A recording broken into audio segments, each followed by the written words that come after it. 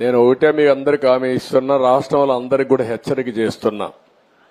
ఎవరైనా సరే ఆడబిడ్డల జోలుకొచ్చి మదాంధకారంతో గాని ఇచ్చలవిడిగా ప్రవర్తిస్తే ఎవరిని వదిలిపెట్టను. ఎవడైనా అత్యాచారం చేస్తే మాత్రం అదే వాళ్ళకు లాస్ట్ డే అవుతుంది, గుర్తుపెట్టుకోమని మరొక్కసారి హెచ్చరిస్తున్నా.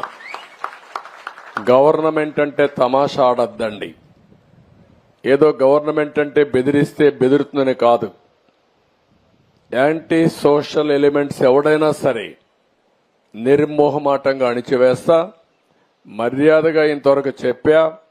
ఎవరైనా కైపెక్కి లేకుంటే గంజాయి తినేసి తాగేసి లేకుంటే మద్యం తాగేసి ఇష్టానుసారంగా చేస్తే మాత్రం తీవ్ర పరిణామాలుంటాయి. మొన్నటి వరకు నేను ఎందుకంటే స్లోగా బిల్డప్ చేయాలి కాబట్టి బిల్డప్ చేస్తున్నా. కానీ ఈ రోజు చెప్తున్నా, ఒక ఆడబిడ్డ నా దగ్గరకు వచ్చి నాకు అన్యాయం జరిగిందంటే మాత్రం ఎవడిని వదిలిపెట్టనని మరొకసారి హెచ్చరిస్తున్నా. అది మీరు రేపటి నుంచి యాక్షన్ లో కూడా చూస్తారు. మీరు ఎవరిని వదిలిపెట్టను.